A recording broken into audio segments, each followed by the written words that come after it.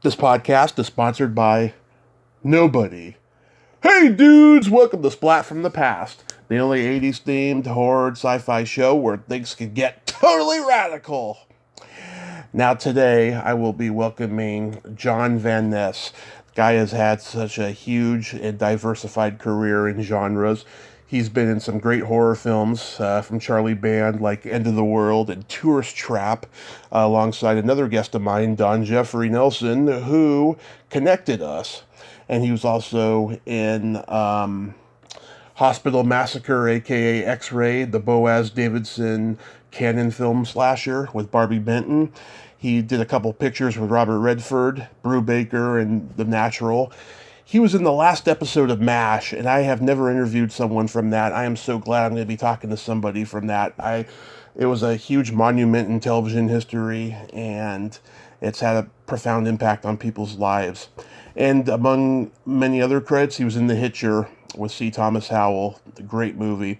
And it's going to be great to talk to him today. And he's a very talented guy, and I'm glad Don could connect us. So yeah, here is my interview with John Van Ness.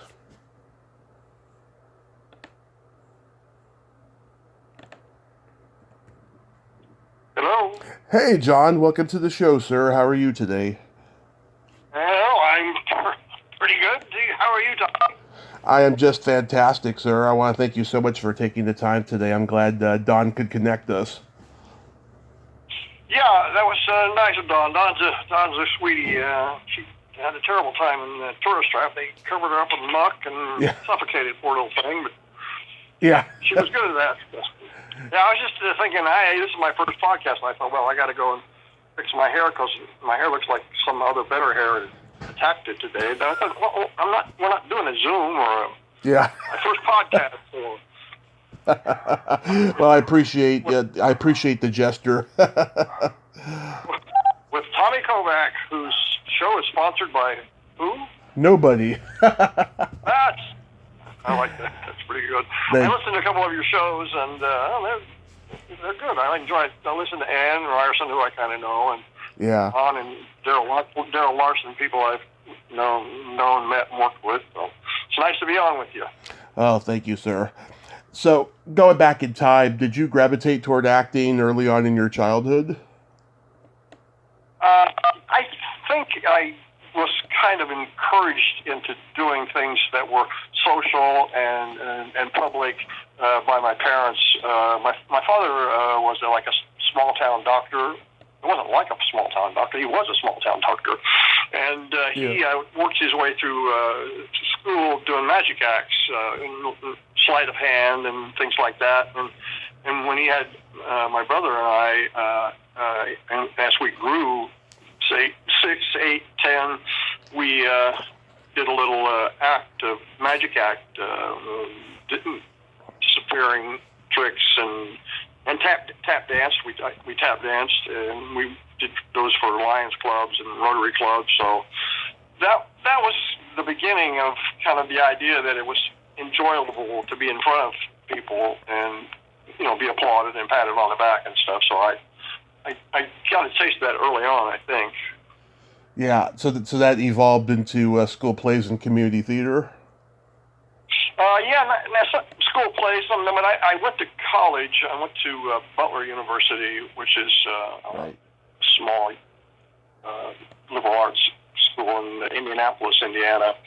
And it has had a good economics program in business administration. And my parents wanted me to go into corporate law and work for my uncle C.E. Van Ness, who lived in Coronado, and he was into oil, and he was in land and title and stuff. He was quite wealthy for that time, and they wanted me to go to work for him, a nice safe position. But I spent the first year at Butler in economics class and accounting class and business administration. And oh my God, if I do one more profit and loss statement, I'm going to murder somebody in this room.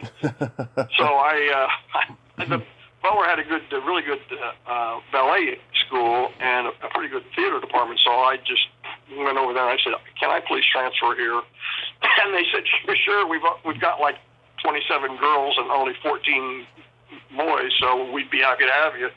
So I transferred to the theater department at Butler, and it was on from there. Yeah.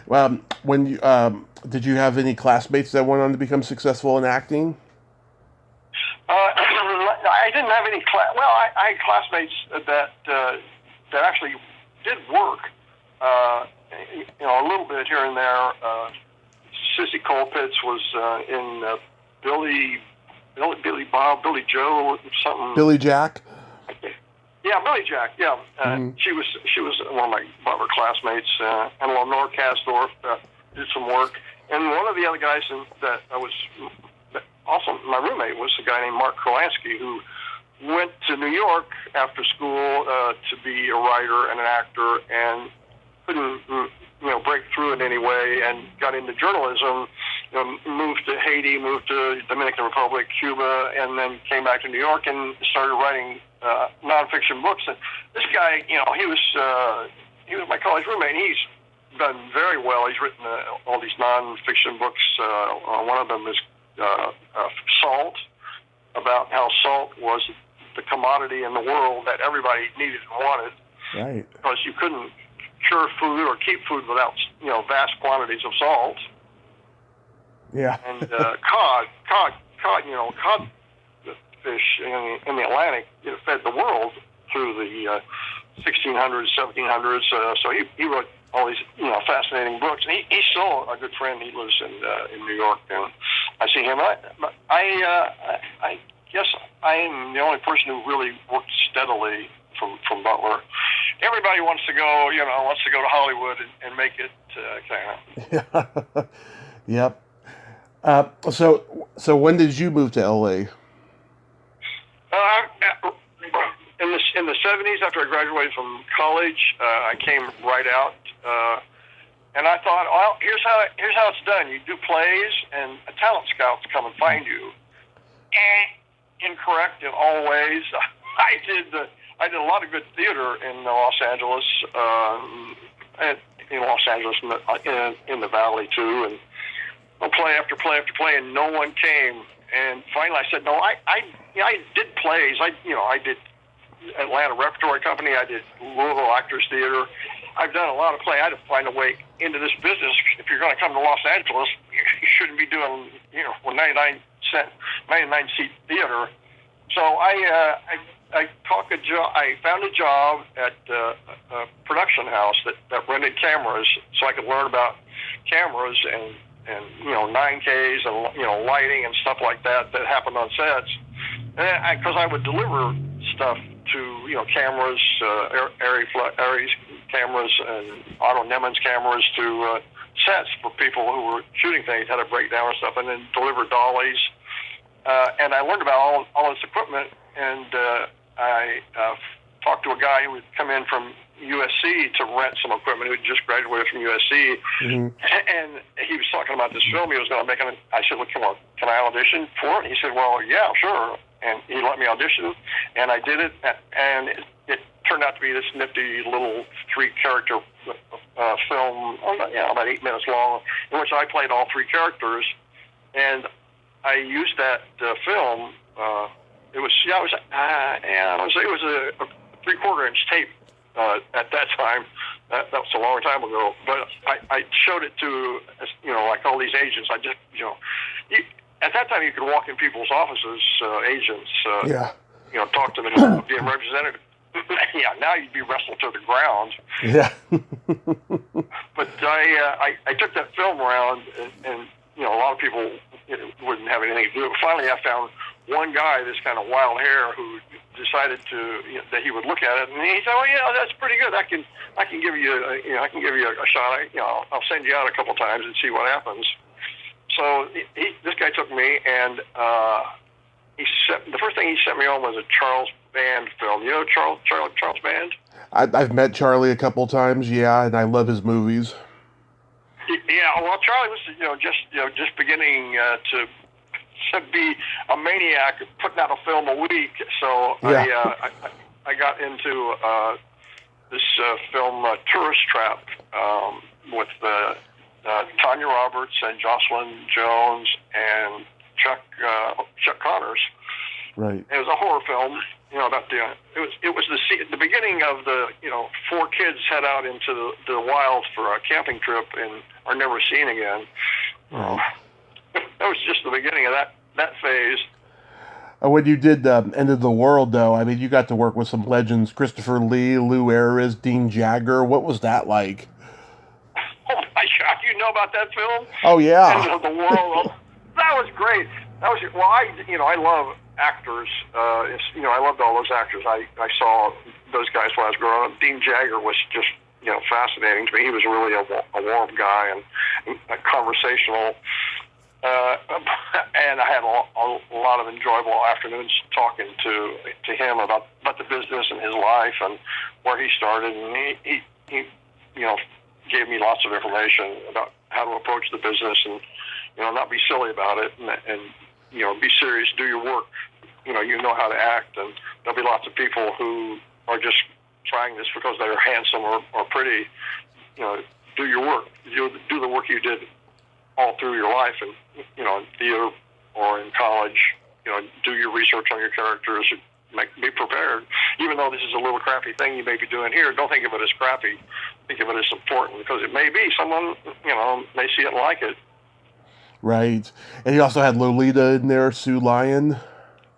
Oh yeah, Sue Lyon. Yeah, she was with that same agent that I went and showed my film to. She was with him, and she was a real sweet person. I also knew the guy that had been married to, Hampton Fancher, who was a writer. But Christopher Lee was really mad about being on that film. Yeah. He was so pissy. He kept saying, "Don't ever listen to your agent if he tells you to come into America or go somewhere, go to Arizona or go to Utah or someplace to be in a film if you don't know the people and if you've never seen the film they've made, because this is the most humiliating experience I've ever experienced in my life." He said, "I'm going to finish this film and fire my agent." He was really cranky. And some of Charles Band's films work and some don't. I have to say that one was kind of a mess. Well, Christopher Lee thought it was, at the very least. I was enamored of all these guys because I'd seen them. I love old movies and the great character actors, and those great horror films from Hammer in the 60s when I was a little kid. That scared the crap out of me. Yeah. So yeah, I love Tourist Trap, and one of the things I love about it is that people who know me know that I love gory slasher movies, but this movie isn't gory. It builds the tension, of being spooky with the creepy laughter and all the weird things going on in that room. By today's standards, it's tame, but for 1979, it was frightening for some people. Oh yeah. It's odd and slowly paced, uncomfortable in a lot of ways, and as Stephen King calls it, his hidden gem of a film or something like that. Stephen King says it's his favorite unknown film. Yeah, yeah. How was working with Tanya? Go ahead. Go ahead. Oh, how was working with Tanya Roberts? Oh, Tanya was great. I love Tanya. That's so sad that she just stepped over to the other side. Man, she was. This was like a really inexpensive film, and we had two trailers one trailer for Jocelyn and the other girl, Robin, and we had one trailer for me and Tanya, dress and change in, and Tanya and I had a trailer, and we had great fun. I would put on her Indian dirt makeup on her legs if her husband wasn't there. And her husband Barry, he died young, but he was a really cool guy. He looked just like Stallone. So we'd be in this little trailer. It was like this, a little Airstream trailer about 20 feet long. And they were both so funny. Like New York cracking wise kids. Yeah. We had a lot of fun. And Chuck Connors was also great to work with. He even though this was a low budget film, he just was right in there pitching, doing his best, and enjoyable. No errors up to him. Is it true that you did your own stunt jumping through that window? Oh yeah, I did. It's amazing, you know that. Yeah, I did do that because, well, they couldn't afford a stuntman, and I was athletic, and I always said I could, do my stunts if they weren't too difficult. And yeah, I did crash through that window, and that's something I'm really proud of, Tommy. So thanks for knowing that. Yeah, that was also a one-take shot because they didn't have enough money to rebuild that window because that was in like one of those old 12K light pane windows with the wooden staves and risers, and they scored the wood just enough so it could break through it, and they used candy glass in the window. But I had to run up a ramp to get through that window because it was like 2 feet off the ground. Yeah. I had to run up a ramp and burst through there, and I think the shot turned out really well. I was really proud of that. Yeah, your death in the movie is very Twilight Zone-esque, I have to say. Yeah. I after that shot, after I crashed through the window, I ran off the porch and slung myself off the porch. Right. That's when I got hurt. I think I pulled a groin muscle getting off that porch because one of my legs flipped out really, really high and hard. I pulled a groin muscle. Oh man, that hurt for like 2 weeks. Oh, that's terrible. That's no good. So then you work with Robert Redford for the first time on Brubaker. Was that just a standard audition for you? Yeah, it was. Well, I mean, we had to go through lots of auditions for Brubaker. That was a Bob Rafelson film, and he's, people don't know, he did a lot of really good, serious, intense films, and I'm sure you know. Yeah. I absolutely knew who he was when I started to get auditions for that, because they kind of did improvs with a lot of the actors. Bob did, and Terry Liebling, the casting director, who was Marvin Hamlich's sister, and she was a really wonderful person, and socially adept at the film business. But they started out with like 100 guys reading for like 9-10 parts, and over and over we just do screen tests and do improvs with each other, and finally we got down to it, and I got this little part, Zoranska, and it only was supposed to be there for like maybe a week, maybe 2 weeks. I didn't have a set deal. Usually you get a set deal that's like 8 weeks or something. So this one was like a 2-week part, and when we got there, some of the first scenes in this prison in Ohio, outside of Columbus, Ohio, were with Bob Redford and me getting off this prison bus, being on the prison bus and getting off the prison bus, in the prison yard, in the mud and the rain and stuff. And the things that I was doing with this character were coming on the dailies, and the director Rafelson really liked what I was doing because when we got off the bus, it was muddy, so I pulled up my pants so my pants wouldn't get muddy. Yeah. I chose white bucks to wear, white patent leather shoes to wear. When I got off the bus, I tiptoed through the mud, holding up my pants, and he thought that was really great. And and my part started to get bigger. The writer Rick Richter, W.D. Richter, was on the set for the whole filming, and he started to write my part up a little bit. Rafelson said, I like what that guy's doing, so let's see if we can slip him into more scenes. And that was really rewarding because, in theater, which I was used to, you do what's written, and that's what you do. The play is written as written. And in TV, in the small films, you've got no chance to do anything unusual because you got to do it all in one take. So you kind of got to stick to the director's plan.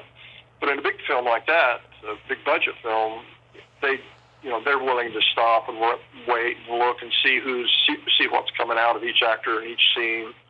And Morgan Freeman was there, and they started him work early, and I saw that they appreciated what efforts you were making. Rafelson appreciated what efforts you were bringing to the table, and I just my part got a little bigger in the early weeks, and then the director had a disagreement with the studio about I think how much Redford was in it, how Redford looked, and because he put Redford in a chopped up hair wig, and so he looked like a prisoner because all these prisoners were pretty scruffy.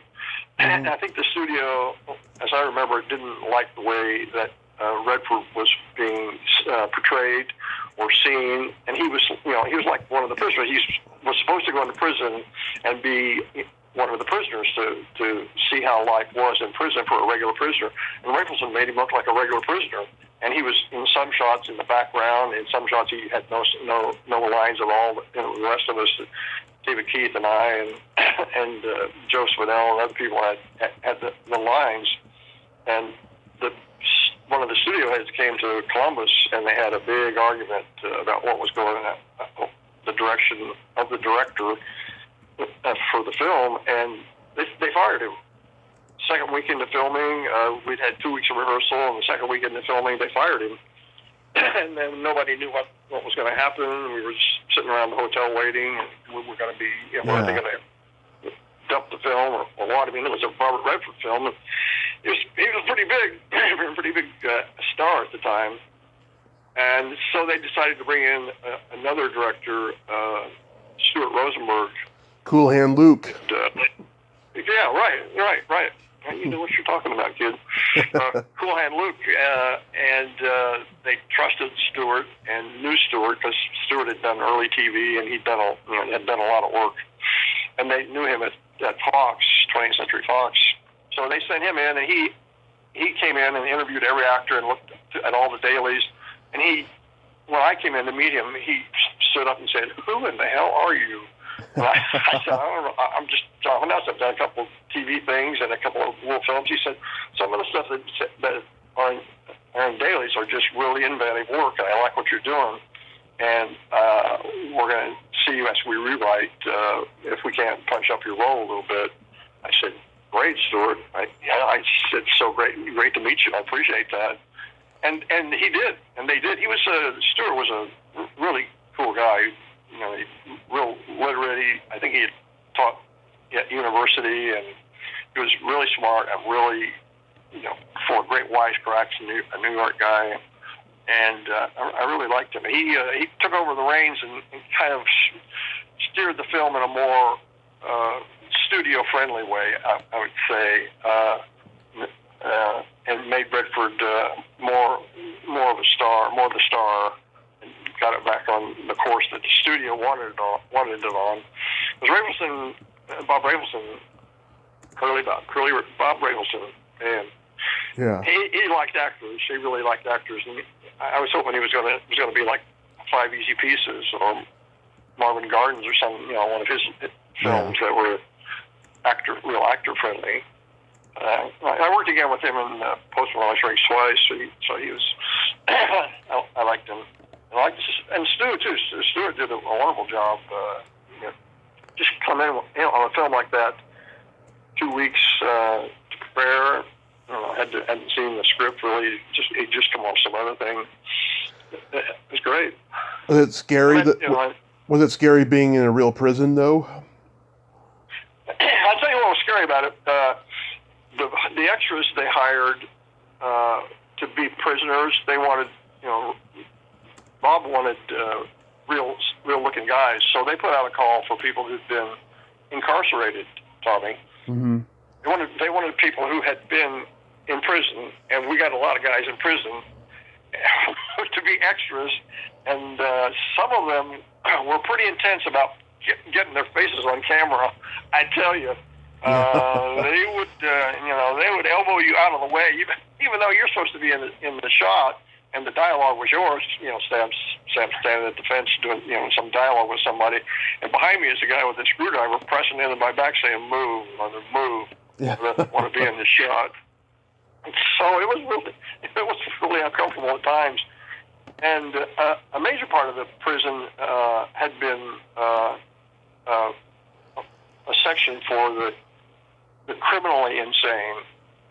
It said over the door, the ward for the criminally insane, which were people who were mentally unstable and mentally ill, prisoners with real violence.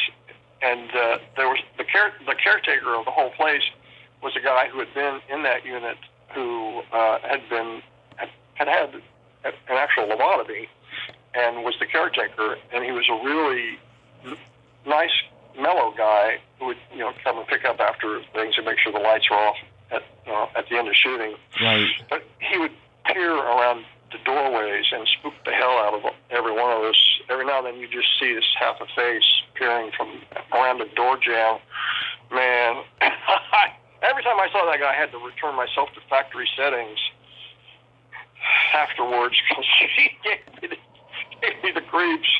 But it was a great experience. It was a long drive from the hotel at which we stayed, and we had to take these vans. And we had a lot of, really interesting, volatile actors, in the film, and a lot of guys who'd never actually been in big films.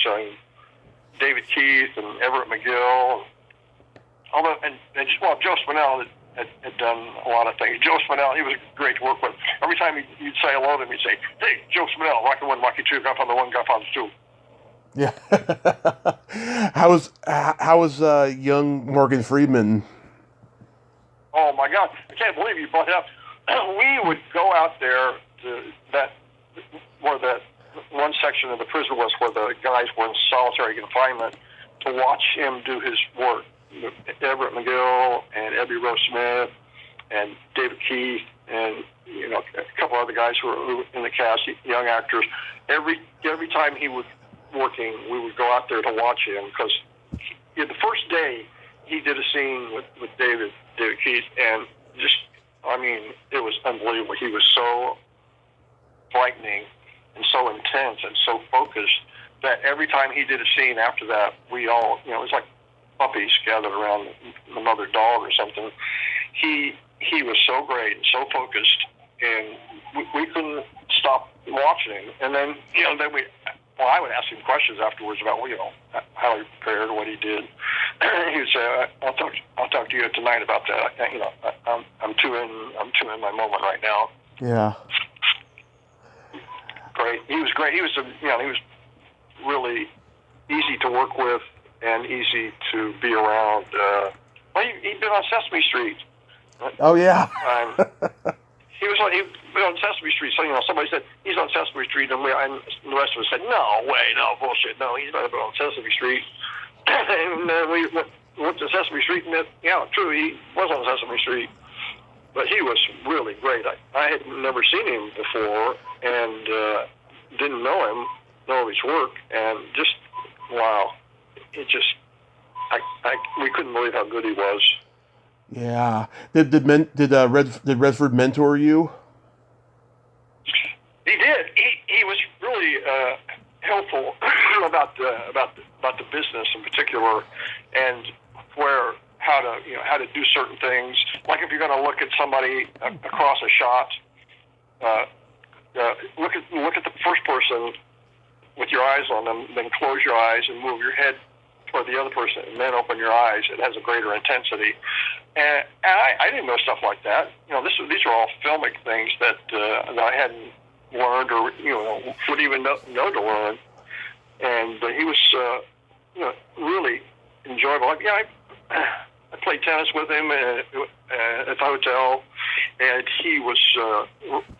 I really liked him a lot. And because when Rafelson got fired, a lot of us young actors who were hired by Bob Rafelson and were really upset that he was fired, we talked about doing a sit-down strike and not working for anybody but Bob Rafelson. Right. Because he hired us, and he was our guy where we were going to work. You know, a lot of us had been in, protests in the 70s about Vietnam and stuff like that. And we decided we were going to have a sit-down strike and had plans for it and, signed a petition. And we were in about the second day of that, and I got a knock on my hotel door and opened it up, and it was Redford with 2 bottles of Heineken. It's like, John, can I come in and talk to you? And I said, sure, Bob.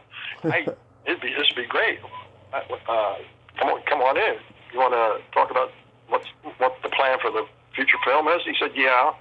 I want to talk to you about what your future is going to be if you stage a strike and cause a problem here on a studio film.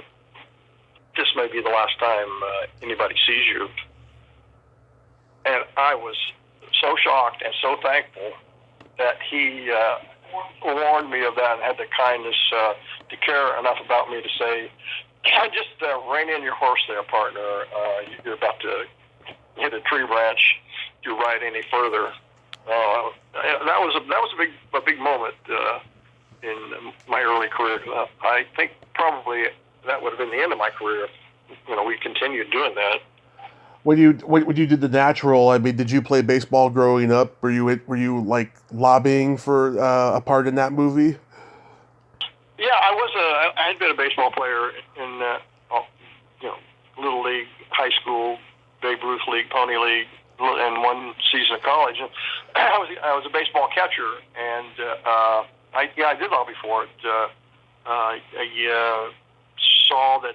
I'd read that in the trades, in I think Variety, that he had signed to do this film, and that Roger Town was writing a screenplay.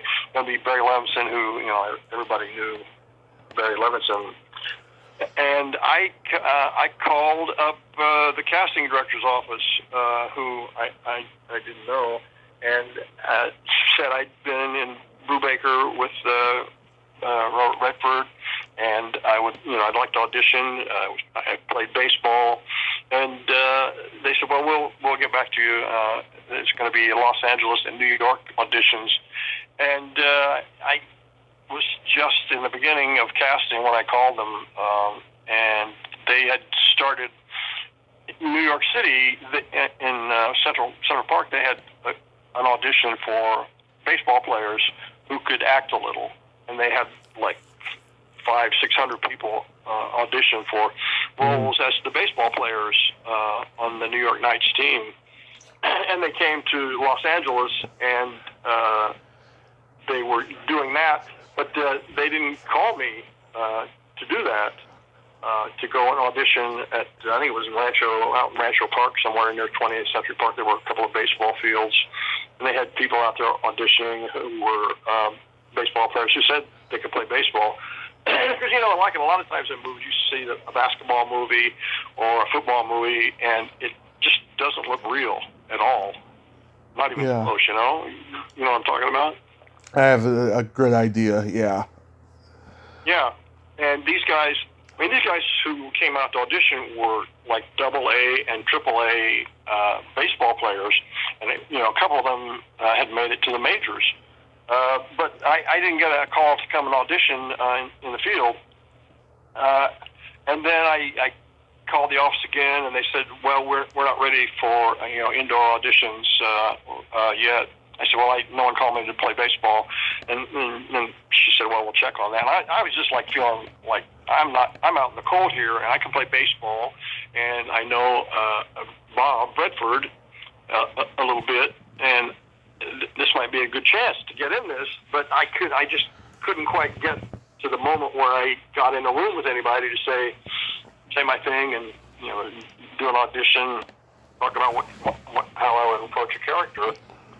And I waited and waited, and I heard from another guy in New York that they'd signed him up to be one of the baseball players. And I thought, well, I'm way behind this thing. There's nobody in this film play except the baseball players. And then the next day they called me from the office to come in and meet. Mm-hmm. And I went in Century City, and they wanted to just talk. There was one scene to read. It was just a back and forth. You got the bat, and they said, well, yeah, I don't know if I'm going to Chicago or not.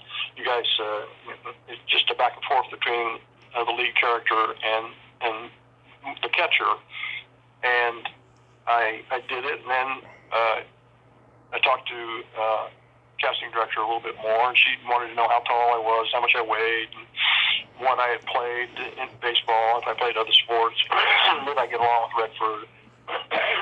and then Barry Levinson came in and sat down and said, well, John, we know that you've been a catcher, and I'm interested to see, how you might approach this character. And then I said, well, my idea is that the guy's like a javelin box. Most catchers talk all the time, and we kind of went through a couple things. And he said, well, do me a little improv about how say you go out to the mound and talk to the pitcher. What's going to be your conversation? And I did that, and I knew how to do that because I had done that. I mean, when you're a catcher and you go out to the mound and the pitcher is not having a good inning or not finding the play or shaking off all your signals, most times the pitcher will say, get the hell out of here. You don't know anything about pitching other than the fact that you can't hit it, so go back there and get behind the plate. Shut up. But yeah, did that little improv with Barry Levinson. He said, okay, it's all right. It's been really great meeting, talking to you, John, and somebody will be in touch. Well, usually that's the sound of thanks for coming in, bye-bye, we'll never see you again. When you're in auditions and they say thanks for coming in, that's just the same as saying, well, we'll never see you again. Yep. Don't have an accident. I'll leave in the parking lot. So I left. And I waited, and I waited 1, 2 weeks, 3 weeks, a month. I said, well, shit, I didn't get that. And my wife said, well, call them. Why don't you call them? You call them in the first place. Call them and see what's happening. Maybe they're having production problems or something. So I said, well, I don't know. I hate to bother them because actors are. We're kind of sensitive about calling up and being a problem too much. You give yourself a bad name, and actors a bad name. So I called the casting director's office, and the assistant said, well, okay, John, I'll see if she's available to talk. And she said, hold on. I held on like a minute, 2, 3 minutes. Finally, the casting director comes on the phone and said, John, hasn't anybody called you or sent you a contract? I said, what? She said, well, we assume you knew you were in the film because Barry liked you and Bob likes you, and we know you're an athlete, and no one sent you your contract? I said, no one talks to me about it. That's talked to me about anything. She said, well, you're in the film. You're playing John Olson, the catcher. Mm-hmm. Well, that's great. That's great. Then I proceeded to back over a fire hydrant in the parking lot of the place where I was calling from. And, oh man, it was unbelievable. So then I got to go to Buffalo, New York, and be in the Natural. Show business, huh? Yeah, show business. You can't tell, the ups and downs, and you don't know. Sometimes people are as sweet as a newborn bunny, and sometimes they're mean as an ass rash. You worked with Rosenberg again on Let's Get Harry. I'm one of the few people who actually likes that movie. Well, it's pretty good. It may be a little derivative of Splat, but it's earnest. It's got it's a good film. It's a solid film. It's got that it's got that old all-star war epic feel to it. Bunch of A-list stars, going on a mission. That's what I like about it. Yeah, I like those. It's Dirty Dozen, things like that. I always like films like that. Those guys were fun to hang around with. Glenn Fry was a lot of fun. He had never really acted before, and he was having a big time. And Duvall, that's the second time I'd worked with Bob Duvall. He's a really good actor. He is a very good actor. Good actor. Yeah, he's so good. He's one of those guys where you go, oh, okay, he's in it. I guess I can be in it. I guess anybody would, think about being in a film. The guys you trust, you trust Bob Duvall if he's in a film. Gene Hackman. Oh yeah. Tom Hanks. A lot of people you just say, oh well, it must be pretty good if they're in it. The choices. We were in Veracruz, Mexico. Turned around. Glenn and I got turned around off the set, and we're in the jungle. We couldn't figure out where the set was. And he said, "Well, we're going to be out here eating monkeys if they don't find us." And I said, "Yeah, we're going to be out here marrying monkeys if they don't find us." How does X-Ray come to you? X-Ray, oh my God. X-Ray, yeah, two things. Boaz Davidson, wonderful guy, Israeli director who had been here for like 2 films. That's a Cannon film. Yeah. Cannon was in, well, I'm sure you know. Last American Virgin, and then later Going Bananas. Yeah. That was a wild place to work, boy.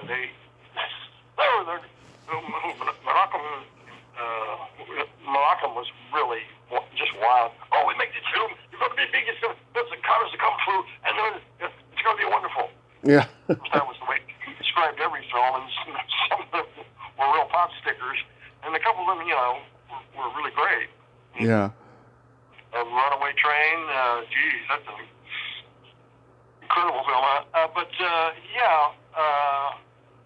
That was. I guess the 2 experiences would be Boaz Davidson, the director. My first day on the set, he was directing this quiet scene where I'm talking to Barbie about why she's in the hospital. She's in the hospital bed, and I want to know why is she staying in the hospital. She should be out of here by now. And the scene's rolling, and we're in the middle of it. And Boaz says, "Great!" I about went on the spot because I thought he was going to say cut or okay, good or something like everybody is, but Boaz's version of cut is great. That's one thing I remember from it. The other thing I remember is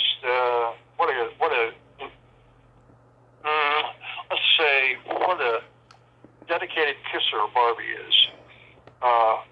Really sweet person and enjoyable to be around. And every time we would do a scene where we had to give a little pet goodbye, she would come in for the big kiss, for the big kiss. I mean, the big wet kiss. And I remember that so much. And then Boaz would say, "Wait! just do a peck, Barbie. Just do a peck." You say goodbye, just peck. And then the second take, same thing. Hey! So I remember that, trying to get a little kiss, and also how weird the atmosphere was, how slow the pace was. He wanted us to just go so slow and take your looks so slowly, make your turn very slowly. Like who is the evil person in this scene? Like we all could be, like every person. And so that's what I remember. And a lot of smoke, a lot of smoke effects, and real smoke effects, not that dry ice stuff that saves your life, but real smoke where they set fire to an oily rag and put it in a pot. Oh man, I think I'm still coughing from that. How did you feel about your head ending up in the trash can? Well, the head in the box. Oh my God. Oh, was it a box? I didn't know that was coming. I didn't know how they were going to do that because I thought I said, I did a headless scene in a film called Tourist Trap, and I still have one of the heads. You want to use that? And they said, no, we have different way. So I said, oh, okay, but I do have an actual head that you could use. She said, no, we use your head. I don't know what the hell that means. What they did was cut all the interior parts out of a bedside hospital table with a drawer and everything. They cut the drawer out and they glued the drawer front on. And they put me under the table, holding on to the legs of the table, and just stick my face up through this hole in the bottom of the table, and they put this red box around me. Yeah. And so that's me. That's a live shot of me under that, inside that little hospital table, holding on for dear life, trying not to breathe or sneeze. So they got that candy blood up my nose. Yeah, that's a pretty good effect, actually. And then you played Ronnie Cox's aide in Some Kind of Hero. Yeah, I did. I think I ended up on the cutting floor in that one, but. Yeah, I talked to the director this summer. Oh, you did? Oh, yeah. I didn't know he'd done it. Yeah, he's a great guy. He's a real sweet guy. Yeah, he is a great guy, Michael Pressman.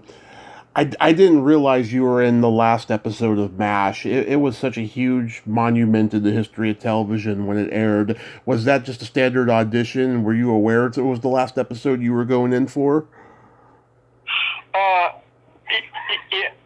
Yeah. I wanted to be part of it. I tried to get in MASH several times.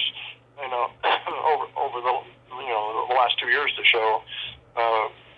Just because it was such a great show, I kept trying to get in it, and I met with them a couple of times, and the roles didn't work out. I was too big, I was too healthy, it was too this, that, or the other, and finally, and the same thing happened with this friend of mine I knew, Kevin Scannell, who had been doing the same thing. And they called me and said, John, we're interested in having you play a slightly disturbed male patient who thinks he's Harry Truman. It's not much, a couple of lines, one scene with 4 or 5 lines with a guy who thinks he's MacArthur, General MacArthur. Would you be interested in doing it? I said, oh, absolutely, definitely, absolutely. So it was, and the other guy turned out to be doing the same thing I'd been doing, Kevin Scannell, who was a really wonderful actor, sweet guy, funny as hell. And so Kevin and I, got these roles as the slightly disturbed soldier who thinks he's Harry Truman, and the other slightly disturbed soldier who thinks he's General Douglas MacArthur. And Alan Alda directed, and we were just pleased as punch to be in it. I wanted to be part of history. I would have jumped at that chance any time in my career, just to be in the last match. I think it's still the highest-rated television program ever broadcast. I think so too. Yeah. I mean, did you get a sense that there was people in the cast and crew there that were either relieved that the show was ending, or they were just sad because they had built up this family over 11 years? There was a lot of sadness.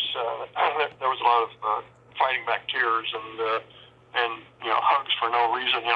People would just be walking by people and stop and give them a big hug. Those meaningful hugs. And Kevin and I were just going, wow, we're in the middle of something really meaningful. It's like a family breaking up, or it's like somebody getting on the ship to America, and all the other family relatives are being left behind. It's they had that show a long time, and they all really liked each other. There was some crying.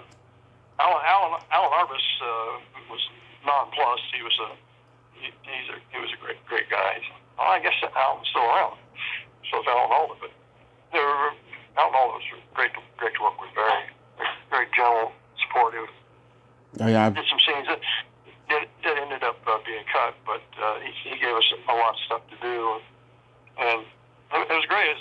It was hard because we were in the last episode of something great, and they're all finishing something, and we're kind of starting something, and it was interesting.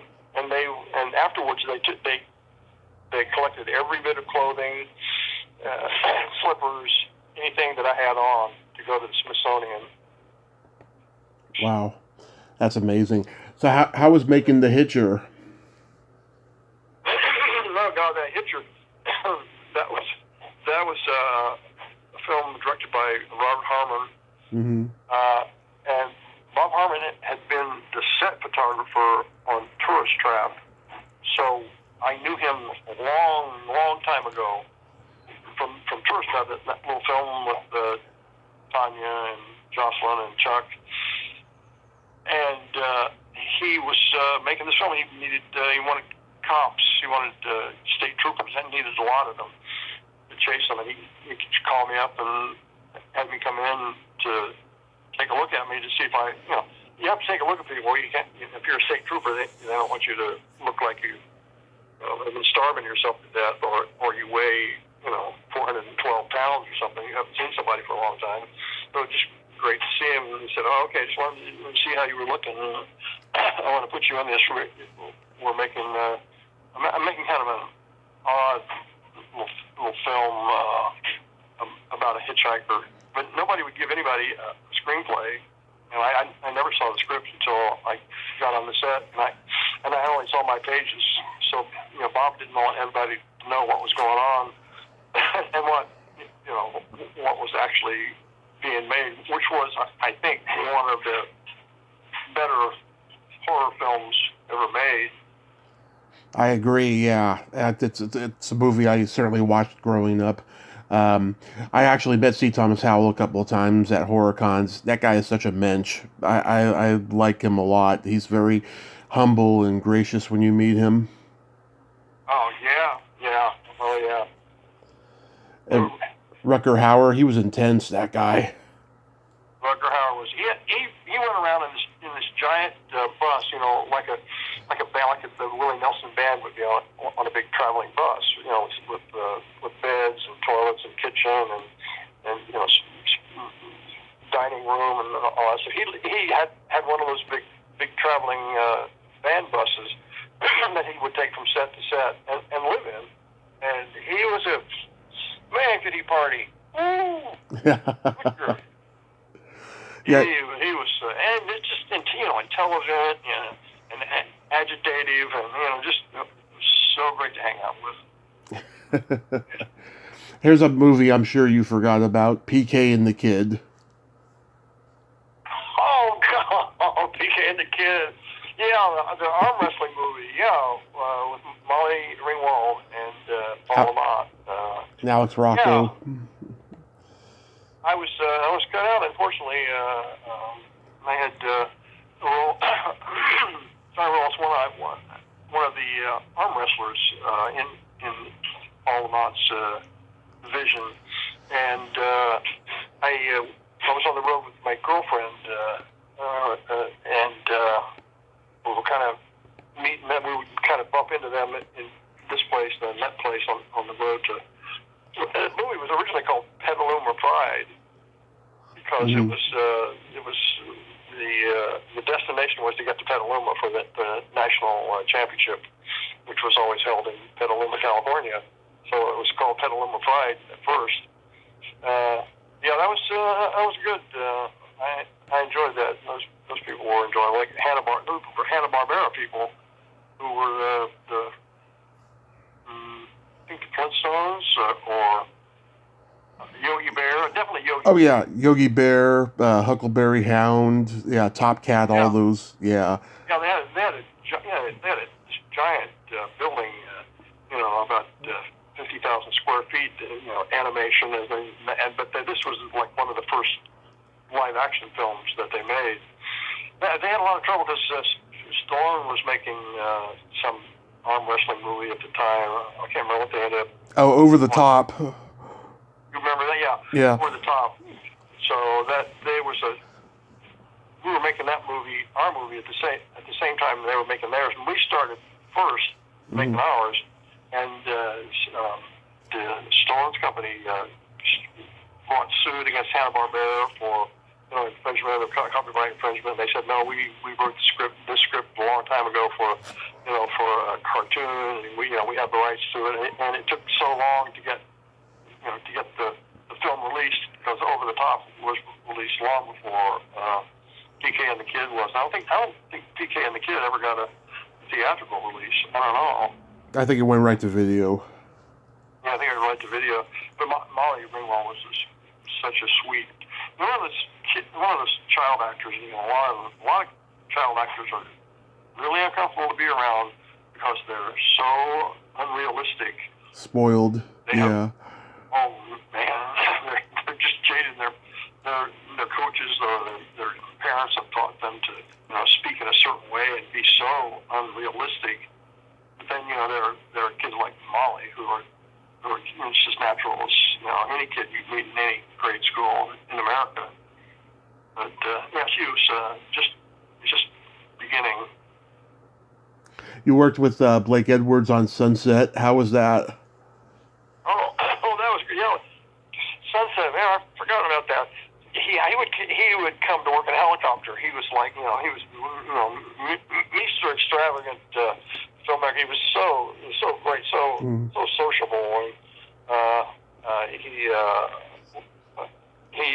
directed. He he trusted you to come with your work. There were some directors who trust actors a lot. Rafelson's one of them, and Blake was one of those directors. He would expect you to bring to work everything you had thought of, and he would pare it down if it didn't work right. So he hired me to play the film director. Actually, it was William Ince, the film director, but they took his name off him because the family the state didn't give permission to use his name. And it was fun.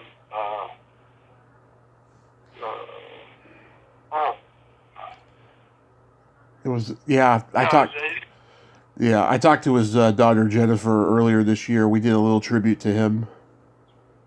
Oh, you did? Oh, she was around a lot. She worked in these films quite a bit. Oh yeah. She doing okay? Oh yeah, she's writing books, and she's always happy to talk about her dad. She takes a lot of pride in him. Oh, well, good. Well, she should. He was an inventive, unusual, really intelligent guy. Yeah, one of the greats. Yeah. Yeah, and Bruce, I get to work with Bruce Willis and James Gardner. Yeah, Jim. Yeah, he was. Jim Gardner was so nice. He was like your postman. Yeah. Your local grocer. He was so unimpeded by his fame. He just was so warm and so friendly and so helpful. And down to earth. Great. Yeah. Well, lots of, and I had a really good time on that film. And we were. I had an unfortunate circumstance, though. I got we were shooting out in the desert, and we were standing in kind of this desert scene exterior, and out. I think it was Zuma Beach, or no. Well, anyway, it was sandy, and one of those dust devils came up right around us. I was getting ready to do a shot with Bruce Willis, and I got hit in the eye by a little pebble, a little tiny piece of rock or something.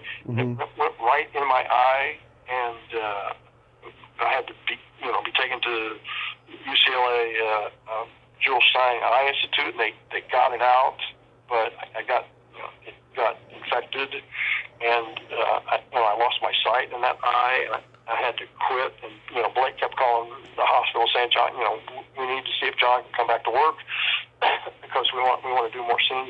We've written more scenes to put him in."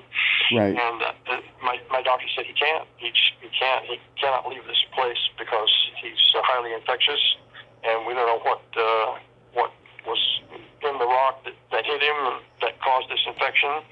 so he's not going anywhere, and you can't come in here to see him or anything. That's the end of his work in this film. And they said, okay. I was really disappointed not to be able to finish that film, but really scared that I was going to lose the eyesight in my left eye. Oh, I didn't. They found out what it was. And it was some rare thing. Not a bacterial thing or a viral thing, but something that they had to pack with this special solution. And boy, it hurt, man, because it was ulcerating. It was, starting to break down my eyeball. So I was, that started out to be really good, and then ended up in a real horror for me. But Blake Edwards, very cool guy. Do you have problems in that eye these days?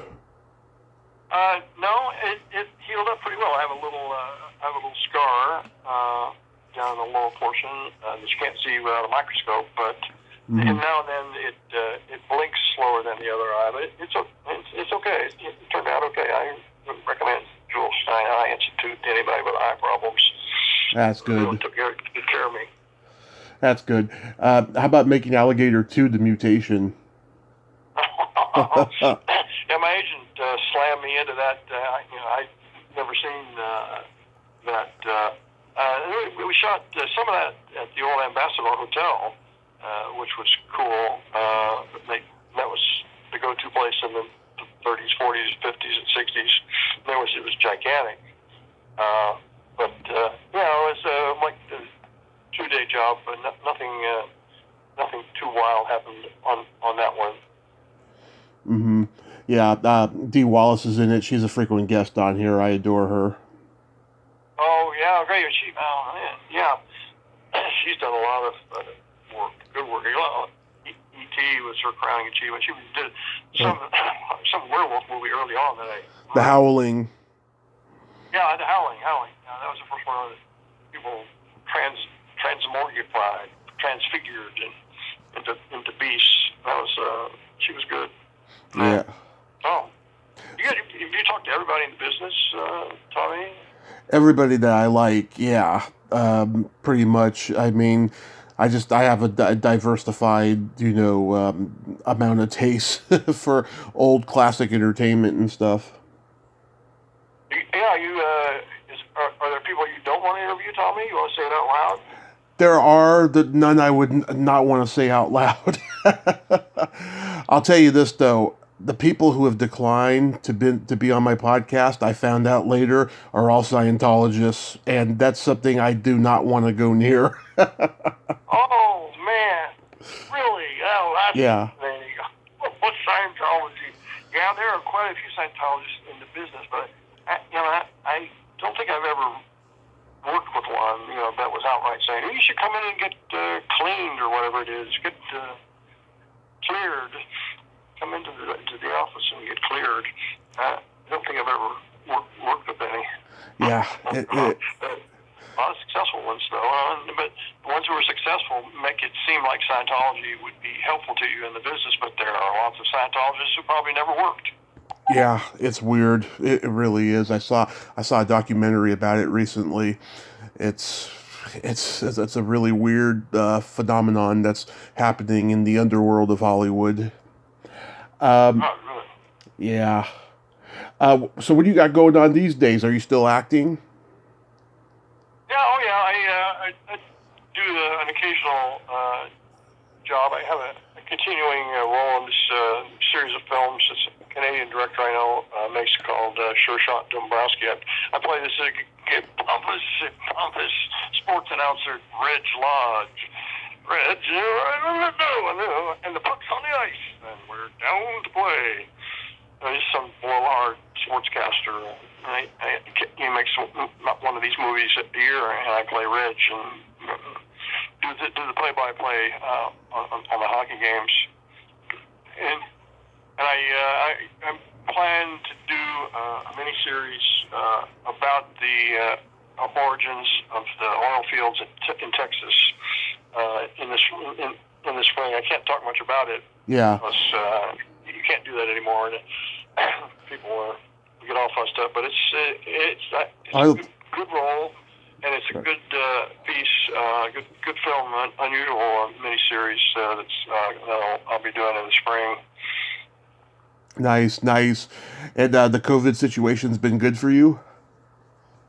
It's been fine. I've done some writing and done some the books on tape. So it's been okay. It's been all right. It's laid low and stayed clean. So it's been all right. No illness. That's good. No problems. That's good. Yeah, our situation over here has been pretty low in terms of the body count. You know, we've had like last year there was like 70 people who passed around here, which is good, but it's bad for the families involved. Oh yeah. Well, where's over here? Redding, California. Redding? That's near Fresno. How far up is it? It's north. It's north. From San Francisco? Yeah, between San Francisco and Sacramento. Wow. So that's where you get rain and snow and stuff up there then. Got rain, got snow, got a lot of fires during the summertime. Yeah, we're probably going to move at some point next year. I don't know where. We're looking at places like Modesto or something like that. And Redding has Tommy Kovac. I'm from the past. Yes. You're proud. They should be proud of that. Tommy Kovac sounds like the guy you send out to take care of a guy. You know, it's funny. I got offered to play a mafia guy in a movie a couple of years ago, but the project is on hold right now because of COVID.